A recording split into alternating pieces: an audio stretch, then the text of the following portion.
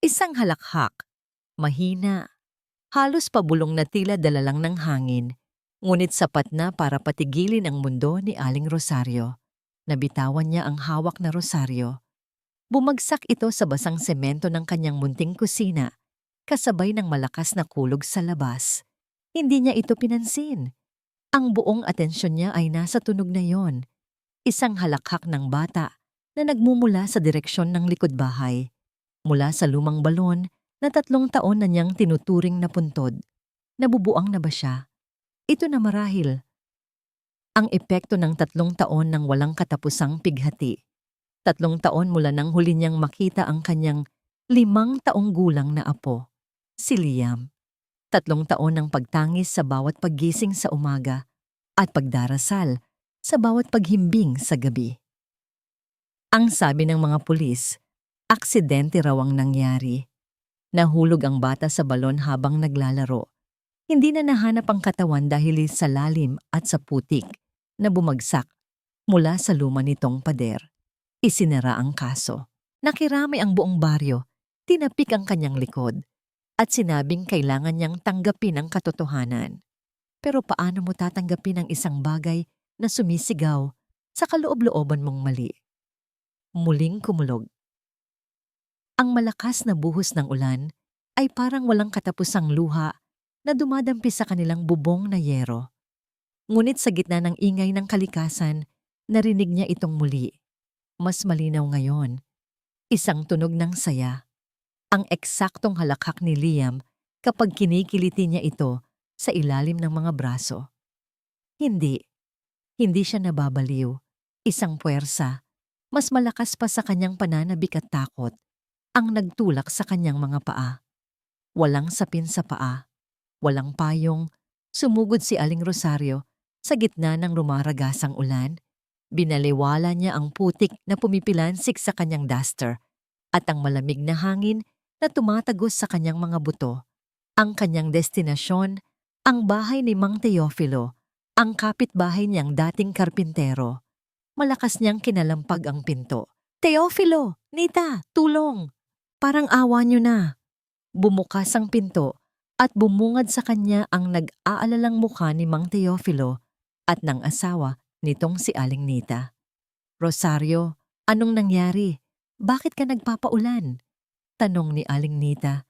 Pilit siyang hinihila papasok. "Si Liam." Humihingal na, sabi ni Aling Rosario, habang ang tubig ulan at luha ay magkahalong dumadaloy sa kanyang pisngi. "Narinig ko siya. Nasa balon siya. Buhay siya." Nagkatinginan ang mag-asawa. Sa kanilang mga mata, nakita ni Aling Rosario ang awa. Ang parehong awa na nakikita niya sa lahat ng tao sa loob ng 3 taon. Ang tingin na nagsasabing, kawawa naman si Rosario, hindi pa rin matanggap. "Rosario, baka guni-guni mo lang yan dala ng sama ng panahon," mahinahong sabi ni Mang Teofilo. "Hindi!" Giit ni Aling Rosario. Hinawakan niya ng mahigpit ang braso ng lalaki. Ang kanyang mga kuko ay bumaon sa balat nito. "Kilala ko ang halakhak ng apo ko, Teofilo. Parang awa mo na, tulungan mo akong hukay ng balon." Ang kanyang desperasyon ay tila isang apoy na kayang tunawin ang anumang pagdududa. Nakita ni Mang Teofilo ang determinasyon sa mga mata ng matanda. Isang determinasyong hindi nagmula sa kabaliwan, kundi sa isang bagay na mas malalim, pag-asa. Bumuntong hininga si Mang Teofilo. "Sige na, kukunin ko lang ang pala at bareta." Ilang sandali pa, nasa likod bahay na sila ni Aling Rosario. Ang balon na natatakpan na lamang ng ilang piraso ng yero at pinatungan ng malalaking bato ay tila isang tahimik na bantayog ng kalungkutan. Ilang kapitbahay na nausisa sa ingay ay nakasilip na rin mula sa kanilang mga bintana, nagbubulungan. Sinimulang alisin ni Mang Teofilo ang mga nakapatong na bato at yero. Bawat tunog ng bakal na tumatama sa bato ay parang martilyong pumupukpok sa dibdib ni Aling Rosario. Nagdasal siya. Ipinikit niya ang kanyang mga mata at ibinulong ang lahat ng panalangin na alam niya. Wala namang kakaiba, Rosario. Putik lang ito, sabi ni Mang Teofilo habang sinisimulang hukayin ang ibabaw na bahagi ng lupa sa bunganga ng balon. Ngunit pagkatapos ng ilang palakol ng putik, isang tunog ang pumukaw sa kanilang pansin. Kalabog. Hindi tunog ng palang tumama sa bato. Iba ito. Tunog ng bakal na tumama sa kahoy. Nagkatinginan sila. Nagmadaling hukayin ni Mang Teofilo ang paligid. At doon, sa ilalim ng halos isang talampakang putik, isang parisukat na takip na yari sa makapal na tabla ang unti-unting lumitaw. Hindi ito bahagi ng orihinal na balon. Ito ay gawa ng tao.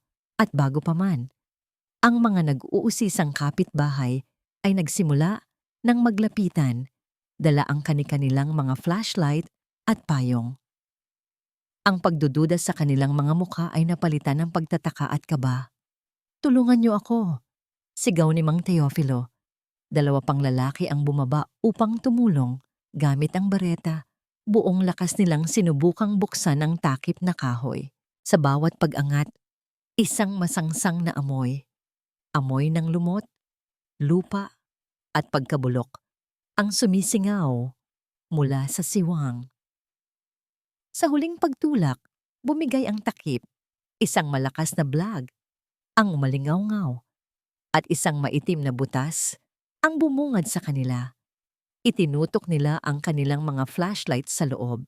Hindi ito ang inaasahan nilang balon na puno ng tubig at putik.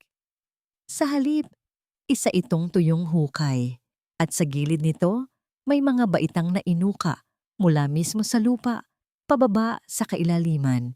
Isang daan ang hindi dapat naroroon. Natahimik ang lahat, pati ang malakas na ulan ay tila humina. Ang tanging maririnig ay ang kanilang mga hinihingal na paghinga. Ang balon ay hindi pala isang puntod, isa itong kulungan. At mula sa madilim, malamig na bibig ng lagusan sa ilalim ng lupa, isang boses ang narinig nila. Isang boses na pagod, mahina, at nanginginig. Isang boses na kilalang kilala ni Aling Rosario. "Lola?" Ang boses na yon. Para itong kidlat na gumising sa bawat himaymay ng pagkatao ni Aling Rosario. 3 taon siyang nagdasal na muling marinig iyon, kahit sa panaginip man lang. Ngayon, sa gitna ng unos at sa bibig ng isang madilim na lagusan, ang kanyang dasal ay nagkaroon ng katuparan. "Liam! Apo!" sigaw niya. Ang kanyang boses ay nabasag sa pagitan ng saya at matinding kaba. Susubukan na sana niyang bumaba sa hukay nang pigilan siya ng matipunong braso ni Mang Teofilo. Dahan-dahan ni Rosario, mapanganib, "Ako na ang bababa." Mahinahon, ngunit matatag na, sabi nito. Mabilis na kumilos ang mga kapitbahay. May naghagis ng makapal na lubid, habang ang iba ay itinutok ang kanilang mga flashlight sa madilim na kalooban ng balon. Dahan-dahang bumaba si Mang Teofilo, at sa bawat paghakbang niya pababa, humihinto ang paghinga ng lahat. Para kay Aling Rosario, ang bawat segundo ay tila isang oras. Nanginginig ang kanyang mga kamay habang nakakapit sa gilid ng balon. Ang kanyang mga mata ay hindi bumibitiw sa kadiliman sa ibaba. Maya-maya pa'y narinig nila ang boses ni Mang Teofilo. "Nandito siya! Diyos ko, buhay siya!" Isang malakas na hikbi ang kumawala sa dibdib ni Aling Rosario. Ang bigat na 3 taon niyang pinasan ay tila unti-unting gumaan. Maingat na inakyat ni Mang Teofilo ang bata, na nakakapit ng mahigpit sa kanyang likod. Pag-ahon nila sa ibabaw, bumungad sa kanila ang isang imahe ng milagro at trahedya. Si Liam, ang kanyang apo. Payat na payat, ang balat ay maputla na tila hindi nasikatan ng araw.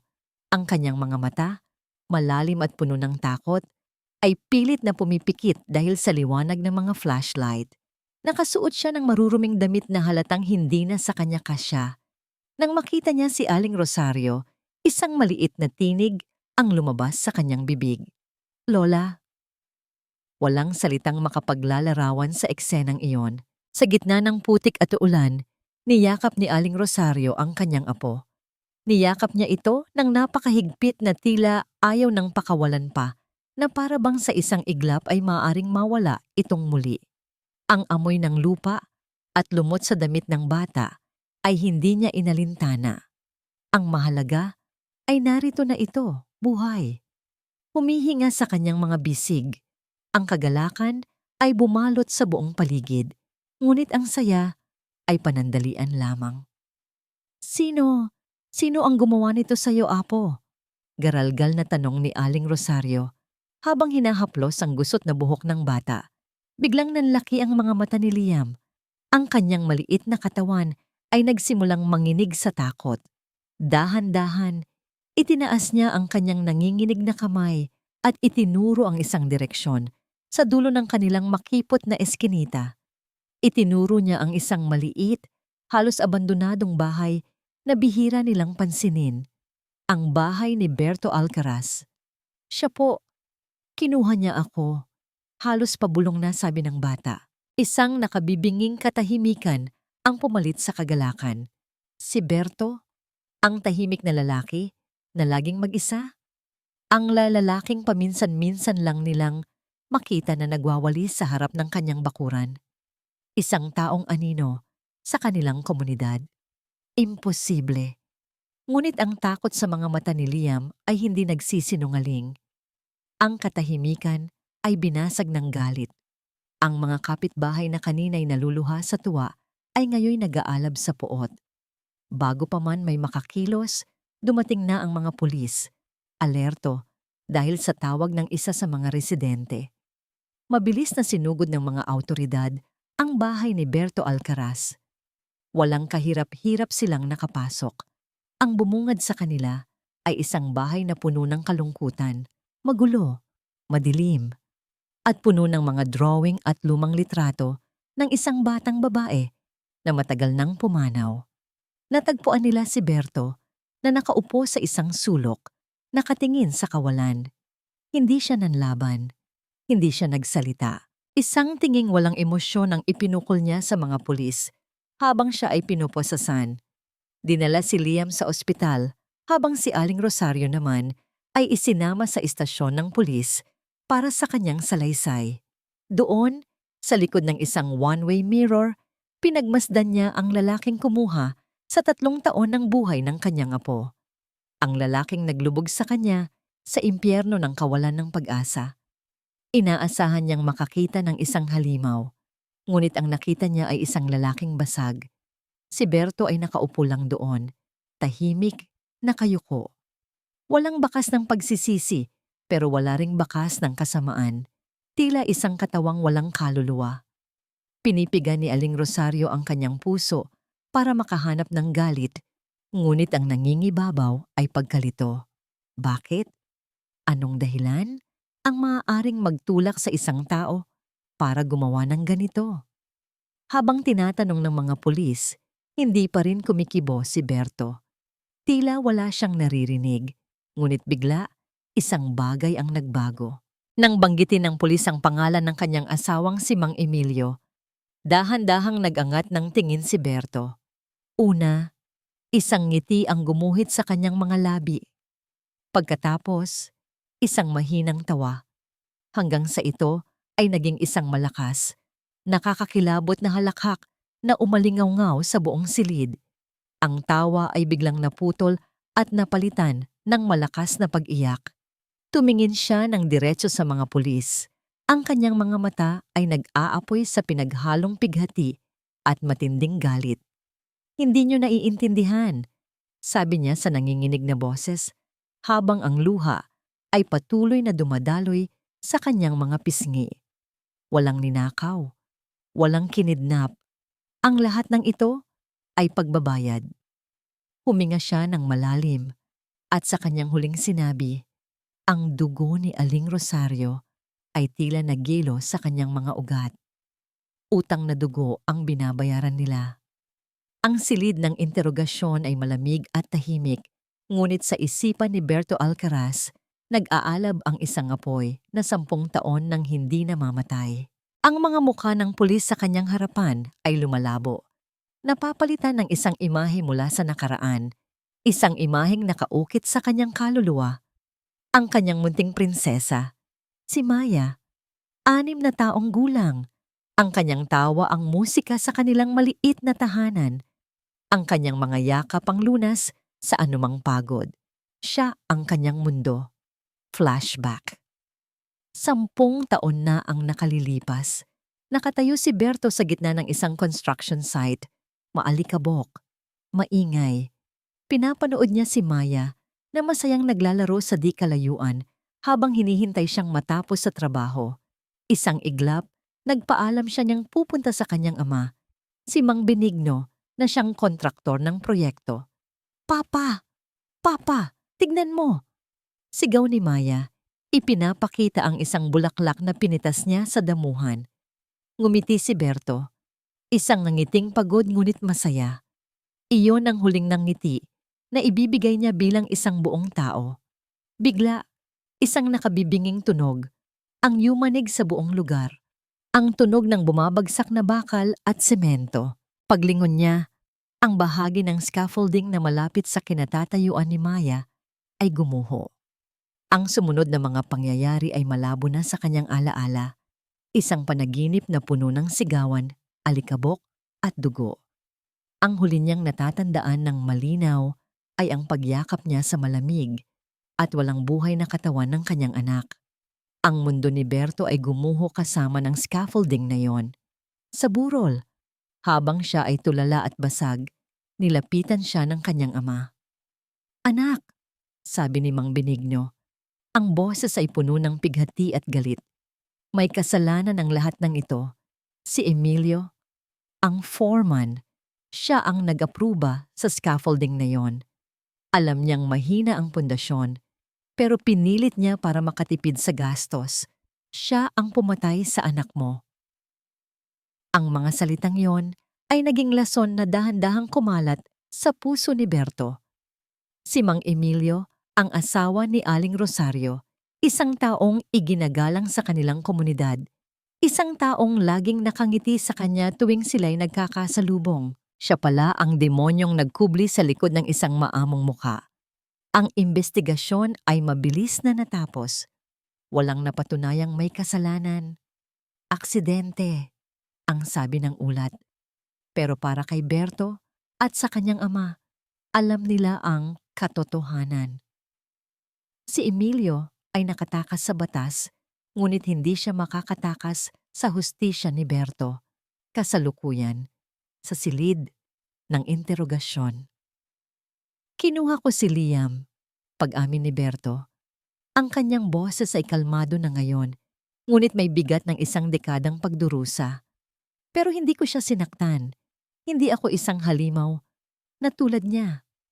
Tumingin siya sa one-way mirror na para bang alam niyang nandoon sa likod, si Aling Rosario. Gusto ko lang maramdaman niya. Gusto kong maramdaman ng pamilya nila ang sakit na nararamdaman ko araw-araw. Ang gumising sa isang mundong ninakawan ka ng pinakamahalaga sa'yo. Gusto kong malaman nila kung ano ang pakiramdam na mawalan ng anak, ng apo. Ikinuwento niya ang kanyang plano. Paano niya palihim na hinukay ang lagusan mula sa ilalim ng kanyang bahay patungo sa balon sa likod bahay ni Aling Rosario, isang proyektong inabot ng halos 1 taon. Paano niya matiyagang hinintay ang tamang pagkakataon? At ng araw na yon, habang si Liam ay nag-iisang naglalaro, malapit sa balon, kinuha niya ito. Inalagaan ko siya. Pagpapatuloy niya, may bahid ng pagtatanggol sa kanyang boses. Binibigyan ko siya ng pagkain, kinukwentuhan. Hindi ko siya sinaktan. Hinihintay ko lang. Hinihintay kong maramdaman ng lola niya ang sapat na sakit bago ko siya ibalik. Ang mga pulis at si Aling Rosario sa kabilang silid ay nakikinig. Hindi makapaniwala sa naririnig. Ang krimen ay hindi nagmula sa kasakiman o purong kasamaan. Ito ay nagmula sa isang pusong winasak ng trahedya at pinuno ng paghihiganti. Si Mang Emilio ang may kasalanan. mariing sabi ni Berto. Ninakaw niya ang buhay ng anak ko, kaya kinuha ko ang apo niya. Utang na dugo. Ngayon, patas na kami. Sa kabilang silid, napahawak si Aling Rosario sa kanyang dibdib. Ang hangin ay tila naubos sa kanyang baga. Ang imahe ng kanyang mabait at mapagmahal na asawa ay biglang dinungisan ng isang napakabigat na akusasyon. Hindi, hindi maari. Isang mabuting tao si Emilio, isang tapat na asawa at mapagmahal na ama. Hindi niya kayang pumatay ng isang bata para lang makatipid sa pera. Sinungaling. Ang sigaw ni Aling Rosario ay umalingaw-ngaw mula sa intercom na nagpatigil sa lahat. Pumasok siya sa silid ng interogasyon. Ang kanyang mga mata ay nag-aapoy. Sinungaling! Isang mabuting tao ang asawa ko. Sigaw niya kay Berto. Ang kanyang boses ay puno ng sakit at pagtanggi. Ngunit habang sinisigawan niya ang lalaki, isang maliit, halos nakalimutang alaala, ang biglang sumulpot sa kanyang isipan. Isang gabi, ilang linggo matapos ang aksidente, nakita niyang hindi mapakali si Emilio. Paulit-ulit nitong sinasabi, "May mali, Rosario. May malaking mali sa nangyari sa construction site." Hindi na niya ito inusisa noon, iniisip na dala lang yon ng pagkabigla. Ang alaalang iyon, na matagal nang natabunan, ay biglang naghasik ng isang maliit na binhi ng pagdududa sa kanyang puso. Isang binhing nagsimulang tumubo sa gitna ng kanyang galit at pagtanggi. Ilang araw ang lumipas. Si Liam ay nasa pangangalaga na ng mga doktor at social worker. Dahan-dahang bumabalik sa normalidad. Ngunit para kay Aling Rosario, ang normalidad ay isang salitang matagal nang nabura sa kanyang bokabularyo. Ang mga salita ni Berto Alcaraz ay umuulit-ulit sa kanyang isipan na parang isang sirang plaka. Utang na dugo. Si Emilio ang pumatay sa anak mo. Sinungaling. Ang sarili niyang sigaw ang pinakamasakit pakinggan ngayon dahil sa bawat pag-uulit nito may kasama ng isang maliit na tanong. Paano kung hindi siya nagsisinungaling? Ang pagdududang ito ang nagtulak sa kanya na gawin ang isang bagay na matagal na niyang iniiwasan. Ang halongkatin ang nakaraan. Isang hapon, habang mahimbing na natutulog si Liam, binuksan niya ang luma nilang baul. Ang amoy ng alikabok at lumang papel ay sumalubong sa kanya. Naroon ang mga gamit ni Emilio, mga lumang damit, mga retrato at ilang mga papeles mula sa kanyang trabaho. Sa ilalim ng mga ito, nakita niya ang isang maliit at kupas na notebook. Ang Moleskine na laging dala-dala ng kanyang asawa. Nanginginig ang mga kamay niya habang binubuklat ang bawat pahina. Karamihan ay mga listahan ng materyales at sukat. Ngunit sa isang pahina sa bandang dulo, may isang maikling sulat na tila isinulat ng nagmamadali.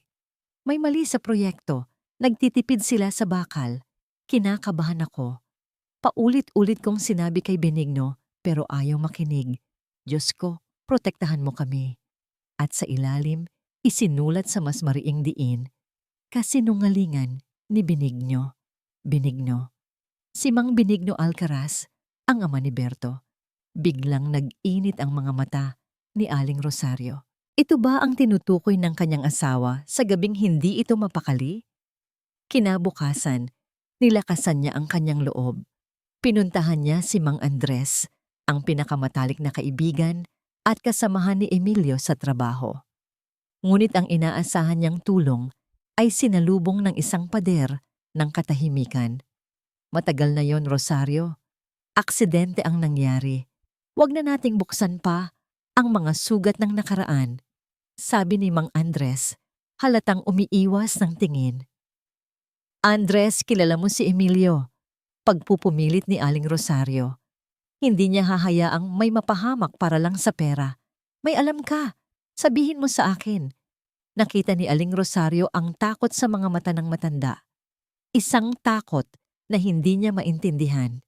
Hindi ganoon kasimple yon, Rosario. Pabulong na sabi nito. Naipit lang ang asawa mo. Mas mabuting kalimutan mo na to para sa kaligtasan mo. Kaligtasan? Sino ang kanyang katatakutan? Ang sagot ay dumating nang hindi niya inaasahan. Habang nasa palengke, nakasalubong niya si Mang Benigno Alcaraz, ang ama ng kumidnap sa kanyang apo. Ngumiti ito sa kanya, isang ngiting hindi umabot sa mga mata. "Kumusta ka na, Rosario? Nabalitaan ko ang nangyari. Mabutit natagpuan na ang iyong apo," sabi nito sa isang boses na puno ng pekeng pakikiramay. "Sana'y mapatawad mo ang aking anak. Hindi niya alam ang kanyang ginagawa." Nakatitig lamang si Aling Rosario sa kanya. Nakita niya ang mamahaling relos sa kanyang pulso, ang makintab niyang sapatos. Naalala niya kung paanong biglang umasenso ang buhay ng mga Alcaraz pagkatapos ng aksidente 10 taon na ang nakalipas. Nagtayo ito ng sarili nitong construction company, bumili ng malalaking lupain. Samantalang sila, naiwan sa pighati at kakarampot na danyos. May mga bagay na hindi nababayaran ng pera, Ginoong Benigno. Matigas na sagot ni Aling Rosario. Ang ngiti sa mukha ni Mang Benigno ay biglang nawala. Napalitan ito ng isang malamig na tingin, isang tingin na puno ng babala. "Tama ka dyan, Rosario. At may mga bagay na mas mabuting hindi na hinuhukay pa. Baka imbes na katotohanan, ahas ang iyong makita." Tumalikod ito at naglakad palayo. Iniwan si Aling Rosario na nanlalamig ang buong katawan. Ngayon, naiintindihan na niya ang takot sa mga mata ni Mang Andres. Gabi na nang may kumatok ng marahan sa kanyang pinto. Si Mang Andres, puno ng pag-aalala ang kanyang mukha. "Hindi ako patatahimikin ng konsensya ko, Rosario," mabilis niyang sabi. May inabot siya sa kamay ni Aling Rosario, isang luma at kinakalawang na susi. Ang bodega ni Emilio sa may lumang daan. Naaalala mo ba? Bago siya namatay, may itinago siya doon. Sinabi niya sa akin na kung may mangyaring masama sa kanya, ibibigay ko ito sa'yo. Hinawakan ni Aling Rosario ang malamig na bakal. "Ano ito, Andres? Ano ang itinago niya?" Tumingin si Mang Andres sa kaliwat kanan na para bang may nakikinig sa kanila sa dilim. "Hanapin mo ang kahon sa ilalim ng sahig ng dati niyang bodega." Bulong nito bago nagmamadaling umalis. Nandoon ang katotohanan. Ang susi sa kamay ni Aling Rosario ay tila isang pangako ng katotohanan. Ngunit bago pa man niya magawang sundan ang pangakong iyon, isang mas kagyat na problema ang humila sa kanya pabalik sa kasalukuyan. Gabi. Tahimik ang buong kabahayan. Ngunit ang katahimikan ay biglang binasag ng isang nakapanlulumong sigaw. "Huwag po! Ayoko na! Lolo! Masamang lolo!" Napatakbo si Aling Rosario sa silid ni Liam. Natagpuan niya ang apo na nakaupo sa kama, pawis na pawis, habang umiiyak at nanginginig sa takot. Ang kanyang mga mata ay dilat na dilat, ngunit tila hindi nakikita ang lola niyang nakatayo sa harapan niya. Nakatingin ito sa isang sulok ng madilim na kwarto na para bang may nakikita itong isang halimaw. Niyakap niya ng mahigpit ang bata. "Nandito lang si Lola, Apo. Panaginip lang yan. Ligtas ka na." Ngunit ang mga salitang masamang lolo ay tumusok sa puso ni Aling Rosario. Si Emilio ba ang tinutukoy niya? Naguguluhan ba ang isip ng bata? Ang ideya na ang kanyang asawa ay maaaring maging isang kontrabida sa isipan ng sarili nitong apo ay isang dagok na halos hindi niya makayanan. Ang mga bangungot ay naging paulit-ulit. Si Liam ay naging tahimik at laging matatakutin. Ayaw na niyang maglaro sa labas. Takot siya sa dilim. Takot siya sa mga lalaking may malalakas na boses. Ang batang masayahin na nakilala ni Aling Rosario ay tila nakakulong pa rin sa madilim na balon. Sa tulong ng munisipyo, isang child psychologist ang dumating upang kausapin si Liam. Sa una ayaw magsalita ng bata, ngunit binigyan siya ng doktora ng papel at mga krayola. "Liam, gusto mo bang iguhit kung anong naaalala mo sa ilalim ng lupa?" Mahinahon na tanong ng doktora. Dahan-dahang kinuha ni Liam ang itim na krayola at gumuhit ng isang malaking kahon. Sa loob, gumuhit siya ng isang maliit na stick figure. Siya yon. Pagkatapos, kinuha niya ang kulay kape na Crayola at gumuhit ng isa pang tao sa tabi niya. Sino siya, Liam? Si Tito Berto po, sagot ng bata. Ang iginuhit niyang mukha ni Berto ay hindi galit. Ito ay malungkot. Isang mukhang umiiyak. Napahinto si Aling Rosario. Ganoon ang pagkakita ng kanyang apo kay Berto, hindi bilang isang kidnapper, kundi bilang isang taong malungkot. Pagkatapos, kinuha ni Liam ang itim na Crayola muli. Sa kabilang dulo ng kahon, gumuhit siya ng isa pang tao. Mas malaki ito, mas matangkad, at ang buong figura ay kinulayan niya ng itim, na para bang ito ay isang anino. Wala itong mukha, ngunit gumuhit siya ng 2 bilog para sa mata. At ang mga matang iyon, kahit gawa lang sa Crayola, ay tila nakatitig at walang kabuhay-buhay. Sino naman siya? Tanong ng doktora. Hindi sumagot si Liam. Binitawan niya ang Crayola at nagsimulang manginig muli. Nang araw ding iyon, habang nilalabhan ni Aling Rosario ang mga damit na suot ni Liam nang ito'y matagpuan, may nakapa siyang matigas sa bulsa ng pantalon. Isang butones. Hindi ito ordinaryong butones. Makapal ito, kulay itim, na may parang gintong sinulid sa gilid at may nakaukit na letrang A sa gitna. Imposibleng pag-aari ito ni Berto na ang mga damit ay simple at luma. Itinabi niya ito. Kinagabihan, habang pinapatulog niya si Liam, biglang nagsalita ang bata sa gitna ng katahimikan. Lola, bulong nito, may isa pang halimaw. Napahinto sa paghehele si Aling Rosario. Anong sabi mo, Apo? Noong nasa ilalim po ako ng lupa, may isa pang halimaw na dumadalaw. Pagpapatuloy ng bata, ang boses ay nanginginig. Siya po ang laging nagagalit kay Tito Berto. Sabi niya, bakit buhay pa yan? Nanigas si Aling Rosario sa kanyang kinauupuan. Ang lahat ng piraso ng palaisipan ay biglang nagkabit-kabit sa kanyang isipan. Ang bangungot, ang masamang lolo, ang kakaibang butones, at ang drawing ng isang malaking taong may mga matang walang emosyon. Ang lolo na isinisigaw ni Liam sa kanyang panaginip ay hindi si Mang Emilio.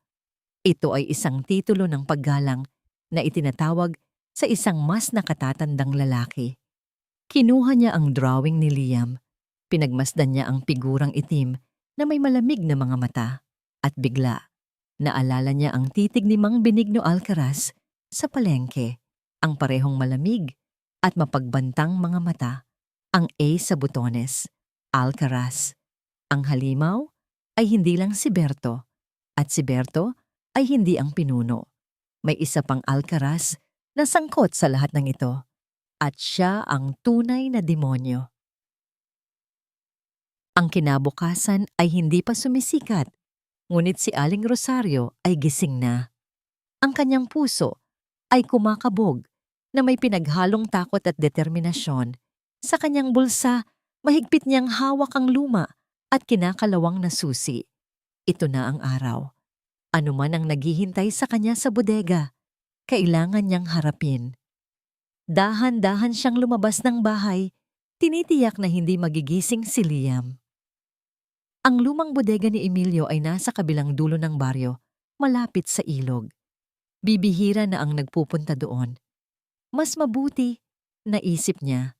Ayaw niyang may makakita sa kanyang ginagawa. Ang bodega ay gawa sa kahoy at yero, at sa paglipas ng panahon, ito ay unti-unti nang nilalamon ng mga baging at kalikasan. Kinailangan pa ng lakas ni Aling Rosario para itulak ang kinakalawang na pinto.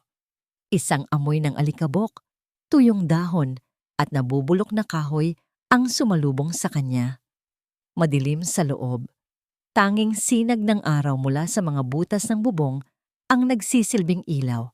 Naroon pa rin ang mga lumang kasangkapan ni Emilio sa pagkakarpintero, mga lagari, martilyo at mga piraso ng kahoy na hindi na natapos. Para siyang pumasok sa isang museo ng nakaraan. Nilibot niya ang kanyang paningin. Saan ko hahanapin? Bulong niya sa sarili. Maliit lang ang bodega, ngunit ang paghahanap ng isang bagay sa ilalim ng sahig ay parang paghahanap ng karayom sa dayami. Sinimulan niyang kapain ang sahig na gawa sa makakapal na tabla. Hinanap niya ang anumang kakaiba. Isang tabla na mas maluwag, isang tunog na iba sa iba. Halos isang oras siyang naghahanap at ang pag-asa ay unti-unti nang nawawala nang mapansin niya ang isang bagay. Sa isang sulok na natatakpan ng lumang lona, may isang tabla na tila mas bago ang kulay kumpara sa mga katabi nito. Ginamit niya ang isang lumang pait para subukang galawin ito. Matigas, ngunit hindi siya sumuko. Ginamit niya ang buong bigat ng kanyang katawan. At sa wakas, may narinig siyang isang click. Umangat ang dulo ng tabla. Nanginig ang mga kamay ni Aling Rosario habang inaalis ang tabla. Sa ilalim may isang maliit na hukay. At sa loob nito, naroon ang kanyang hinahanap. Isang maliit na baul na gawa sa lata, kinakalawang na rin sa gilid. Maingat niya itong inangat. Hindi ito nakalock. Huminga siya ng malalim bago buksan ang takip. Sa loob, may iisang bagay lang. Isang sobre na medyo naninilaw na. Nakasulat sa labas ang pangalan niya, Rosario. Binuksan niya ang sobre. Naroon ang isang liham, sulat kamay ng kanyang asawa. Habang binabasa niya ang bawat salita, ang boses ni Emilio ay tila bumubulong sa kanyang tainga. Nagmumula sa kabilang buhay. Mahal kong Rosario, kung binabasa mo ito, marahil ay nangyari na ang aking kinatatakutan. Patawarin mo ako kung hindi ko ito nasabi sa iyo ng harapan. Natakot ako para sa iyo at sa ating pamilya. Ang aksidente sa construction site, hindi iyon aksidente. Si Benigno Alcaraz ang may kasalanan sa lahat. Alam kong gumagamit siya ng mga substandard na materyales para makatipid. Ilang beses ko siyang kinausap. Sinabi kong delikado, ngunit tinawanan niya lang ako. Sinabi niyang wala akong pakialam dahil pera niya ang nakataya. Noong araw na yon, nakita ko ang pagyanig ng scaffolding. Sinubukan kong pigilan ang mga tao, pero huli na ang lahat. Ang pagkamatay ng anak ni Berto. Dugo iyon sa mga kamay ni Benigno. Kinausap niya ako pagkatapos. Tinakot. Binayaran niya ang mga investigador. Pinalabas niyang kasalanan ko na ako ang foreman na nagpabaya. Sabi niya, kung magsusumbong ako, sisiguraduhin niyang hindi lang trabaho ang mawawala sa akin. Idadamay niya kayo. Rosario, ang perang tinanggap natin bilang tulong mula sa kanya ay pambayad pinsala. Pambili sa aking katahimikan. Gabi-gabi, binabangungot ako ng mukha ng batang iyon. Patawarin mo ako, mahal ko. Naging duwag ako. Pinili ko kayo, ngunit ang kapalit ay ang katarungan para sa isang inosenteng bata. Itinatago ko ang liham na ito bilang katibayan. Kung may mangyari sa akin, gamitin mo ito. Huwag mong hayaang manalo ang kasamaan. Ipaglaban mo ang pangalan ko. Ipaglaban mo ang katotohanan. Nagmamahal, Emilio. Bawat patak ng luha ni Aling Rosario ay bumabagsak sa papel, hinahalo ang tinta sa kanyang pighati. Hindi duwag si Emilio, pinrotektahan niya sila. At ang bigat na dinala nito mag-isa ay isang krus na hindi niya kayang isipin. Ang kanyang asawa ay inosente. Ang kanyang pamilya ay biktima. At si Benigno Alcaraz ay isang demonyo. Mahigpit niyang hinawakan ng liham. Ito na ang sandata niya. Ang katotohanan na magpapalaya sa kanila. Habang dahan-dahan niyang isinasara ang liham, isang anino ang biglang tumakip sa liwanag mula sa pinto. Isang anino na matagal nang nagmamasid. Napaangat ang tingin ni Aling Rosario. Nanlamig ang buo niyang katawan. Nakatayo sa may pintuan ng bodega si Mang Benigno. Sa kanyang mga labi, may isang ngiting nakakakilabot. Mukhang may nahanap kang hindi mo dapat makita, Rosario. Ang balita ay mabilis kumalat sa bilangguan na parang apoy sa tuyong damuhan. Naririnig ni Berto Alcaraz ang mga bulungan ng mga gwardya at kapwa bilanggo. Yung matanda daw na Rosario, naghahalongkat sa kaso ng pagkamatay ng anak mo. Nag-aaway daw sila ni Don Benigno. Baliw na yata yung matanda. Kinakalaban pa ang pinakamayamang tao sa bayan. Sa una, hindi ito pinansin ni Berto. Para sa kanya, tapos na ang lahat. Nahuli na siya. Ang paghihiganti niya, kahit paano, ay naisakatuparan. Ngunit habang tumatagal, ang mga bulungan ay nagsimulang magtanim ng isang maliit na binhi ng pagdududa sa kanyang isipan. Bakit hahalongkatin ni Aling Rosario ang kaso kung alam niyang may kasalanan ng asawa niya? Bakit niya lalabanan ng isang makapangyarihang tao tulad ng kanyang ama? Maliban na lang kung mayroon siyang nahanap. Bigla, bumalik sa kanyang alaala ang mga eksena mula sa kanyang kabataan. Mga eksenang pinili niyang kalimutan. Naalala niya ang kanyang ama, hindi bilang isang nagdadalamhating lolo, kundi bilang isang galit na negosyante. Kasalanan niya ng Emilio na yan. Paulit-ulit na sinasabi nito na para bang kinukumbinsi hindi lang si Berto, kundi pati ang sarili. Tatakasan niya to. Kailangan nating gumawa ng paraan. Naalala niya ang mga gabing lasing ang kanyang ama. Sinusumbatan siya. Mahina ka. Kung hindi dahil sa kahinaan mo, buhay pa sana ang anak mo. At ang pinakamasakit sa lahat, naalala niya ang araw na sinabi sa kanya ng ama ang plano tungkol sa balon. Ito ang paraan, Berto. Sabi nito, ang mga mata ay malamig at walang emosyon. Ito ang tunay na hustisya. Kailangan nilang maramdaman ang sakit. Gawin mo to para sa anak mo. Gawin mo to para sa akin. Hindi iyon ang mga salita ng isang taong naghahanap ng hustisya. Iyon ay mga salita ng isang taong naguutos, isang taong nagmamanipula gamit ang kanyang sakit. Sa gitna ng kanyang magulong pag-iisip, isang gwardiya ang lumapit sa kanyang selda. Alcaraz, may bisita ka. Inaasahan niyang ang kanyang ama, ngunit ang bumungad sa kanya sa visitation area, sa likod ng makapal na salamin, ay ang babaeng pinagkaitan niya ng kapayapaan sa loob ng 3 taon, si Aling Rosario. Ngunit iba ang itsura nito ngayon. Wala na ang galit at pagkamuhi sa kanyang mga mata. Napalitan ito ng isang malalim na kalungkutan at isang nakapagtatakang kalmadong ekspresyon. Umupo si Aling Rosario at kinuha ang telepono. Ganon din ang ginawa ni Berto. Bakit ka nandito? Malamig na tanong ni Berto. Hindi agad sumagot si Aling Rosario. Tinitigan niya lang si Berto na para bang ngayon lang niya ito tunay na nakita. Nandito ako para itanong sa iyo ang isang bagay, Berto. Mahinahon niyang sabi. Sino ang totoong halimaw? Natigilan si Berto. Ang tanong ay simple, ngunit tumagos ito sa lahat ng pader na itinayo niya sa paligid ng kanyang puso. Ang asawa ko ba? Pagpapatuloy ni Aling Rosario. Ang lalaking tinuruan kang kamuhian o ang lalaking gumamit sa sakit na nararamdaman mo para pagtakpan ang sarili niyang kasalanan? Inilabas ni Aling Rosario ang isang papel mula sa kanyang bag. Isang kopya ng liham ni Emilio. Idinikit niya ito sa salamin para mabasa ni Berto. Sa una, ayaw basahin ni Berto. Ngunit ang mga salita ay tila may sariling magnet. Hinihila ang kanyang mga mata. Substandard na materyales, si Benigno Alcaraz ang may kasalanan. Tinakot niya ako. Dugo iyon sa mga kamay ni Benigno. Bawat salita ay isang suntok sa kanyang sikmura. Ang pundasyon ng kanyang pagkamuhi, ang nag-iisang bagay na pinanghawakan niya sa loob ng 10 taon, ay unti-unting gumuho.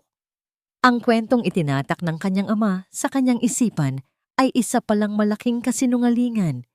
Hindi si Emilio ang pumatay sa anak niya. Ang sarili niyang ama. Binitawan niya ang telepono. Ang kanyang paghinga ay naging mabilis at mababaw. Tumingin siya sa kanyang mga kamay. Ang parehong mga kamay na ginamit niya para maghukay, para ikulong ang isang inosenteng bata. Ginawa niya ang lahat ng iyon para sa isang kasinungalingan. Nag-angat siya ng tingin kay Aling Rosario. Ang kanyang mga mata na dati puno ng galit ay ngayoy puno ng pagkalito, sakit at isang desperadong tanong. Kung totoo ito, garalgal niyang sabi, ang boses ay halos hindi marinig. Kung niloko niya ako, ano na lang ang silbi ng buhay ko? Ang pag-amin ni Berto sa katotohanan ay dapat sanang naging simula ng tagumpay. Ngunit para kay Aling Rosario, ito ang naging simula ng isang mas madilim at mas mapanganib na kabanata. Nalaman ni Benigno Alcaraz na ang kanyang pinakatatagong lihim ay nabunyag na sa 2 taong pinakamahalaga sa kaso. At ang isang taong sanay na sa kapangyarihan ay hindi basta-basta susuko. Kumilos si Benigno, hindi gamit ang dahas, kundi gamit ang isang sandatang mas mabisa, impluwensya. Kinabukasan, ang buong baryo ay nagbago ng tingin kay Aling Rosario. Ang mga kapitbahay na dati nakikiramay at tumutulong ay ngayoy umiiwas at nagbubulungan sa kanyang likuran. Narinig niyo ba? Sinisiraan daw ni Rosario si Don Benigno. Kawawa naman si Don Benigno. Pagkatapos tulungan ang pamilya nila noon, ganyan pa ang igaganti. Sabi nila, nabaliw na raw talaga simula nang mawala ang apo. Nag-iimbento na ng kwento. Ang mga salitang iyon ay mas masakit pa sa anumang pisikal na pananakit. Ginamit ni Benigno ang kanyang pera at reputasyon para ipinta si Aling Rosario bilang isang desperada at sinungaling na matanda. Binaliktad niya ang kwento. Siya ang naging biktima at si Aling Rosario ang naging kontrabida. Ang pag-iisa ay isang malamig na kumot na bumalot kay Aling Rosario. Kahit si Mang Andres, ang nagbigay sa kanya ng susi, ay hindi na nagpapakita. Marahil ay natakot na rin. Ang tanging kasama niya sa laban na ito ay ang kanyang sarili at ang isang pirasong papel na naglalaman ng katotohanan. Isang katotohanang walang gustong pakinggan. Isang gabi, habang mahimbing na natutulog si Liam, nakarinig siya ng isang mahinang kaluskos sa labas ng kanyang bintana. Sinilip niya ito, ngunit wala siyang nakitang tao. Binaliwalan niya ito, iniisip na aso lang, ngunit pagbalik niya sa kanyang higaan, napansin niyang tumutunog ang kanyang cellphone. Isang unknown number. Sinagot niya ito. Walang nagsasalita sa kabilang linya. Tanging isang mabigat na paghinga ang kanyang naririnig. Sino to? Tanong niya. Nagsisimula ng kabahan. Ang mabigat na paghinga ay napalitan ng isang malamig at pamilyar na boses. May apo ka pang binabantayan, hindi ba? Rosario? Sabi ni Benigno. Masarap ang tulog niya. Sana laging ganyan. Click. Ibinaba ang tawag. Nanlamig ang buong katawan ni Aling Rosario. Iyon ay hindi lang isang tanong. Iyon ay isang pagbabanta. Ang takot ay nagsimulang gumapang sa kanyang puso. Niyakap niya si Liam na tila sinusubukang protektahan ito mula sa isang panganib na hindi nakikita. Ngunit hindi pa doon natapos ang gabi. Isang malakas na kalabog ang yumanig sa kanilang maliit na bahay. Tunog ng nabasag na salamin. Nagising si Liam at nagsimulang umiyak sa takot. Niyakap siya ng mahigpit ng kanyang lola. Dito ka lang, apo. Huwag kang aalis. Bulong ni Aling Rosario. Dahan-dahan siyang sumilip sa sala. Ang bintana nila ay basag.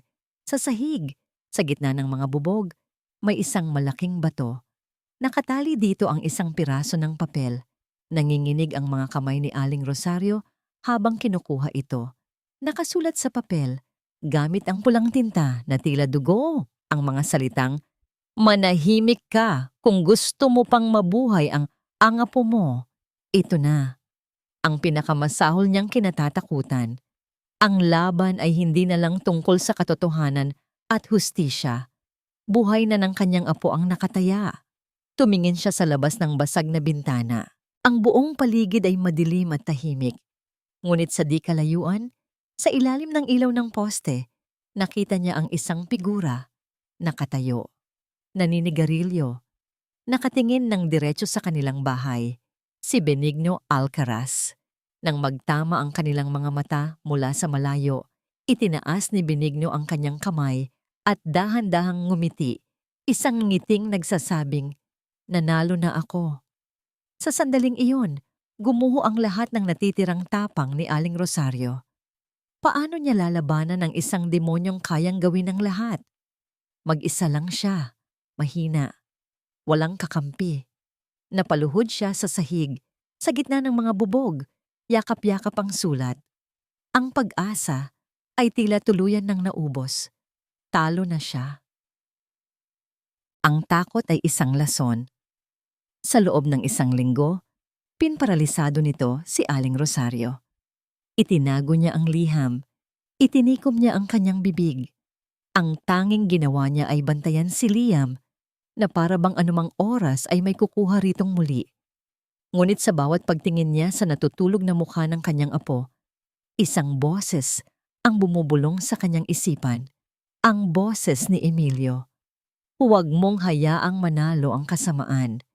Ang pagkakataon ay dumating sa anyo ng isang anunsyo. Magkakaroon ng isang pagpupulong ang buong komunidad sa plaza. Ang paksa, kapayapaan at kaligtasan sa ating bayan. Isang inisyatibong pinangunahan mismo ni Don Benigno Alcaraz. Isang pagkukunwari, isang palabas. At sa palabas na yon, nagpasya si Aling Rosario na siya ang magiging hindi inaasahang bida. Gabi ng pagpupulong, puno ang plaza. Nagsasalita sa entablado si Benigno, bihis na bihis, tila isang respetadong lider. Nagsasalita siya tungkol sa kahalagahan ng pagkakaisa at paghilom mula sa trahedya. Bawat salita niya ay isang kabalintunaan na tanging si Aling Rosario lang ang nakakaalam. Sa gitna ng kanyang talumpati, isang figura ang dahan-dahang lumakad papunta sa harapan, papunta sa paanan ng entablado. Isang matandang babae na nakasuot ng lumanyang bestida. Ang kanyang mukha ay nagpapakita ng pagod, ngunit may bakal na determinasyon sa kanyang mga mata. Si Aling Rosario, natahimik ang lahat, pati si Benigno ay natigilan sa pagsasalita. "May nais po akong sabihin," malakas na sabi ni Aling Rosario. Ang kanyang boses ay nanginginig sa simula, ngunit unti-unting tumatatag. Sinubukang pigilan ng mga alalay ni Benigno si Aling Rosario, ngunit huli na. Ang atensyon ng lahat ay nasa kanya na. "Nagsasalita po kayo tungkol sa kapayapaan, Ginoong Benigno," panimula ni Aling Rosario. Nakatingin ng diretso sa mga mata ng lalaki. Pero paano magkakaroon ng kapayapaan kung ang hustisya ay nakatago sa ilalim ng kasinungalingan?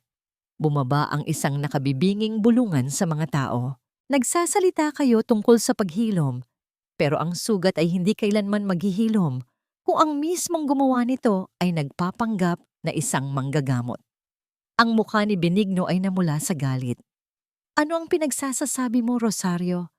Nawawala ka na ba sa katinoan?" Sigaw niya sa mikropono, sinusubukang bawiin ang kontrol sa sitwasyon. Ngunit hindi nagpatinag si Aling Rosario. Inilabas niya ang kupas na liham mula sa kanyang bayong. "Hindi ako baliw! At mayroon akong patunay." Isinalaysay niya ang lahat. Ang laman ng liham, ang katotohanan tungkol sa aksidente, ang pananakot sa kanya. Sa bawat salita niya, ang bulungan ng mga tao ay lalong lumalakas. Ngunit marami pa rin ang hindi makapaniwala. Paano nila paniniwalaan ang isang baliw na matanda laban sa isang taong tinitingala nila?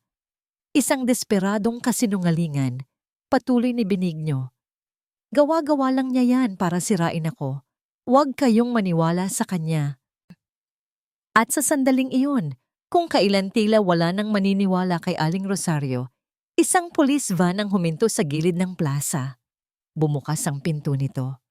At mula sa loob, bumaba ang dalawang pulis. Kasama nila, nakaposas, si Berto Alcaraz. Nanlaki ang mga mata ni Benigno. Ang lahat ng kulay ay nawala sa kanyang mukha. Dinala ng mga pulis si Berto sa entablado. Ang mga tao ay napaatras, nagugulat sa biglaang pagdating ng lalaking kumidnap kay Liam. Kinuha ng hepe ng pulisya ang mikropono. Humiling si Ginoong Berto Alcaraz na magbigay ng kanyang opisyal na salaysay. Dito, sa harap ninyong lahat. Lumapit si Berto sa mikropono. Ang kanyang muka ay payat at may bakas ng matinding pagsisisi. Tumingin siya sa mga tao, pagkatapos ay kay Aling Rosario, at sa huli, sa kanyang ama. Ang lahat ng sinabi ni Aling Rosario ay totoo. Isang malakas na gasp ang narinig mula sa mga tao. Ginawa ko ang isang karumal-dumal na kasalanan. Pagpapatuloy ni Berto, ang kanyang boses ay basag. Pero ginawa ko yon dahil sa isang kasinungalingan. Isang kasinungalingang isinaksak sa isip ko ng sarili kong ama. Tumingin siya ng diretso sa mga mata ni Benigno. Hindi si Mang Emilio ang pumatay sa anak ko. Ikaw, ama.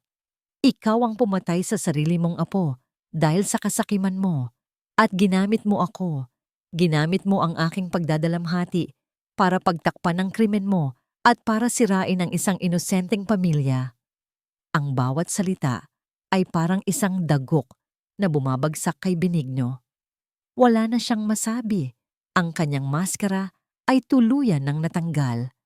At hindi lang yan, dagdag ni Berto. Siya ang masamang lolo na kinatatakutan ni Liam. Siya ang dumadalaw sa balon para siguraduhing hindi ako nagsasalita. Siya ang tunay na halimaw. Ang pag-amin na yon ang huling pako sa kabaong. Ang buong komunidad ay nakatitig ngayon kay Benigno Alcaraz, hindi na bilang isang leader, kundi bilang isang demonyo. Habang papalapit ang mga pulis para arestuhin siya, isang galit na hindi pa nakikita ng sinuman ang lumabas sa mukha ni Benigno. Tumingin siya sa kanyang nag-iisang anak, ang anak na kanyang sinira. Pinagsisihan kong hindi kita pinatay kasama ng anak mo. Ang tanging isinagot ni Berto ay katahimikan. Dahil sa wakas, pagkatapos ng 10 taon, malaya na siya. Ang pag-aresto kay Benigno Alcaraz ay naging usap-usapan sa buong rehiyon. Ang katotohanan na minsang ibinaon sa limot ay sumabog na parang isang bulkan. Tinupok ang lahat ng kasinungalingan. Ang pangalan ni Mang Emilio ay nalinis. Ang hustisya, kahit na antala, ay nagsimula ng gumulong.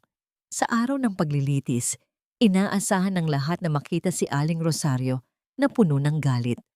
Humihingi ng pinakamabigat na parusa para kay Berto. Ngunit ang ginawa niya ay muling gumulat sa lahat. Nang tanungin siya ng hukom kung ano ang nais niyang sabihin, tumayo si Aling Rosario. Hindi bilang isang biktima na uhaw sa paghihiganti, kundi bilang isang lola na nakakaintindi sa sakit. Kagalang-galang na hukom. Panimula niya, ang kanyang boses ay mahinahon at malinaw. Ang ginawa po ni Ginoong Berto Alcaraz sa aking apo ay isang bagay na hindi ko malilimutan. Nagdulot ito ng sakit at takot na mananatili sa amin habang buhay. Huminga siya ng malalim. Ngunit sa mga nagdaang araw, natutunan ko pong may mga krimen na isinisilang mula sa iba pang krimen. Si Berto po ay gumawa ng masama, ngunit siya rin po ay isang biktima. Biktima ng kasinungalingan, biktima ng manipulasyon ng kanyang sariling ama. Ang kanyang puso ay nilason ng paghihiganti dahil iyon lang ang itinuro sa kanya. Tumingin siya sa direksyon ni Berto na nakayuko at tahimik na umiiyak. Hindi ko po hinihiling na siya ay palayain. Kailangan niyang pagbayaran ang kanyang kasalanan. Ngunit nakikiusap po ako sa inyong korte na isaalang-alang ang kanyang kalagayan. Sana po, sa halip na purong pagpaparusa, mabigyan din siya ng pagkakataong magbago, ng tulong para gumaling ang kanyang isip at puso. Dahil naniniwala po ako na ang tunay na hustisya ay hindi lang pagpaparusa, kundi paghihilom. Ang kanyang mga salita ay umalingaongaw sa loob ng korte. Isang kahilingang hindi inaasahan. Isang kahilingan para sa habag mula sa taong may pinakamalaking karapatang magalit. Nang maglaon, Parehong nahatulan ang mag-amang Alcaraz, habang buhay na pagkabilanggo para kay Benigno, isang mas magaan, ngunit mahabang sentensya naman para kay Berto na may kasamang mandatory psychological therapy. Isang araw, muling binisita ni Aling Rosario si Berto sa bilangguan. Walang salamin sa pagitan nila ngayon.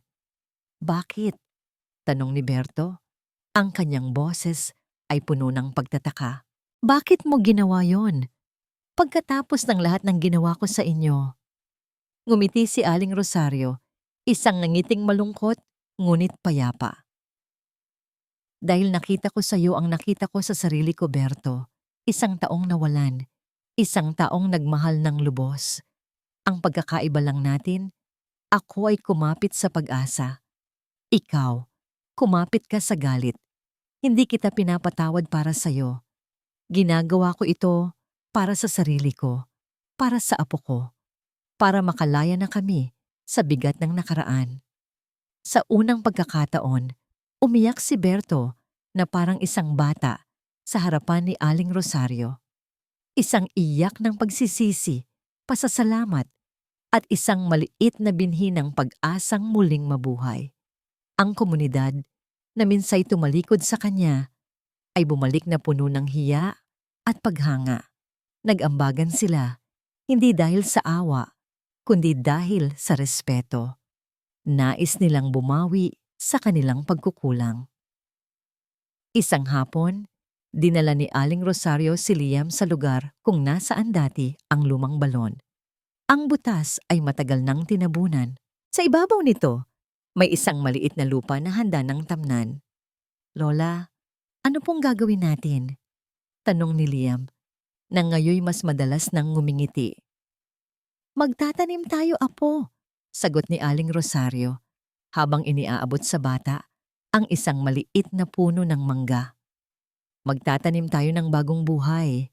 Magkasama nilang itinanim ang puno. Habang dinidiligan ito, alam ni Aling Rosario na ito ang simula. Ang lupa na minsay naging simbolo ng isang madilim na sikreto ay ngayon magiging pundasyon ng isang bagong pag-asa. Pag-uwi nila, may isang liham na naghihintay para kay Aling Rosario. Galing ito sa bilangguan, mula kay Berto. Binuksan niya ito. Sa loob, may isang pirasong papel lang na may maikling sulat kamay. Salamat sa pagtuturo sa akin kung paano maging tao muli. Isang taon. Mabilis na lumipas ang isang taon, ngunit ang mga pagbabagong idinulot nito sa kanilang maliit na bayan sa Laguna ay mananatili magpakailanman. Ang kwento ni Aling Rosario, ni Liam, at ng mga Alcaraz ay naging isang alamat.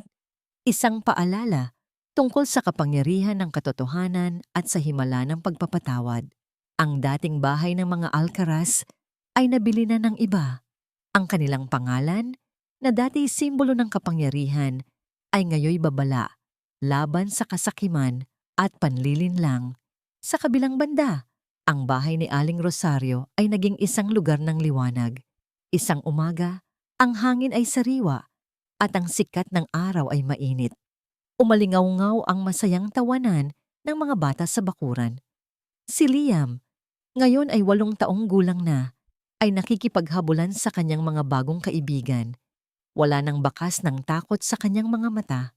Ang tanging naroon ay ang kislap ng isang batang masaya at malaya. Ang mga peklat ng nakaraan ay naroon pa rin, marahil, ngunit natabunan na ito ng pagmamahal at pag-aalaga. Pinapanood sila ni Aling Rosario mula sa bintana. Isang ngiti ang nakaguhit sa kanyang mga labi. Sa kanyang mesa, nakapatong ang isang ledger book. Gamit ang perang inambag ng komunidad at ang kaunting tulong mula sa lokal na pamahalaan, itinayo niya ang isang maliit na pundasyon, ang pag-asa ni Liam. Layunin nitong magbigay ng libreng counseling at suporta para sa mga batang nakaranas ng trauma, tulad ng kanyang apo. Ang kanyang sakit ay ginawa niyang lakas para tulungan ng iba. May kumatok sa kanyang pinto. Isa itong kartero, may dalang sulat. Mula ito sa Bureau of Corrections, isang quarterly report tungkol sa rehabilitasyon ni Berto Alcaraz. Binuksan niya ito at binasa. Si inmate Alcaraz ay nagpapakita ng patuloy na pagbuti. Aktibo siya sa kanyang therapy sessions at tinutulungan na rin ngayon ang prison chaplain sa paggabay sa mga bagong bilanggo. Madalas niyang iginuguhit ang larawan ng isang batang babae, ngunit ngayon, ang mga guhit niya ay may kasama ng isang maliit na puno sa tabi nito. Napangiti si Aling Rosario, ang puno, ang kanilang puno. Nang hapong yon, lumabas sila ni Liam para diligan ang puno ng mangga na itinanim nila 1 taon na ang nakalipas. Dati hanggang tuhod lang ito. Ngayon, lagpas na sa baywang ni Liam. Matatag, lumalago. Lola, kailan po ito mamumunga? Tanong ni Liam habang hinahawakan ang mga dahon. Matagal pa, apo. Kailangan nating itong alagaan araw-araw, sagot ni Aling Rosario.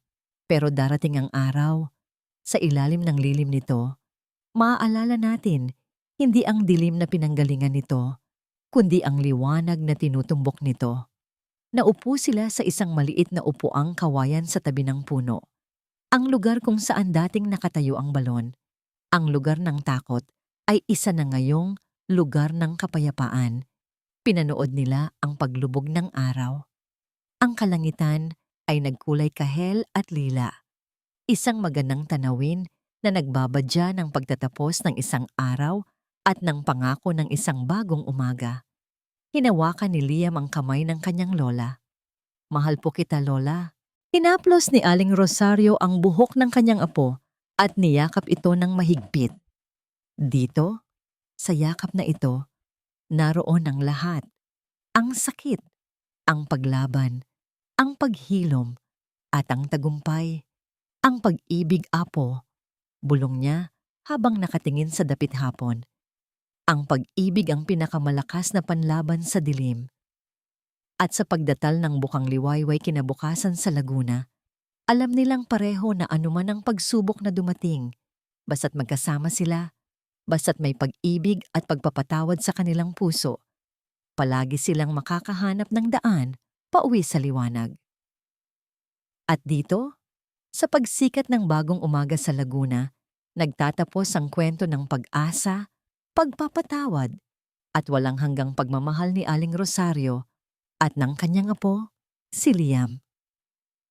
Mula sa kaibuturan ng aking puso, maraming salamat, aking mga mahal na kadrama, sa inyong walang sawang pagsubaybay sa bawat kabanata ng ating kwento. Ang pagsulat sa istoryang ito ay isang paglalakbay na puno ng iba't ibang emosyon. Bawat kabanata ay isang hamon, isang pagsubok na damhin ang bigat ng pighati ni Aling Rosario, ang takot ni Liam, at maging ang pagkamuhi ni Berto.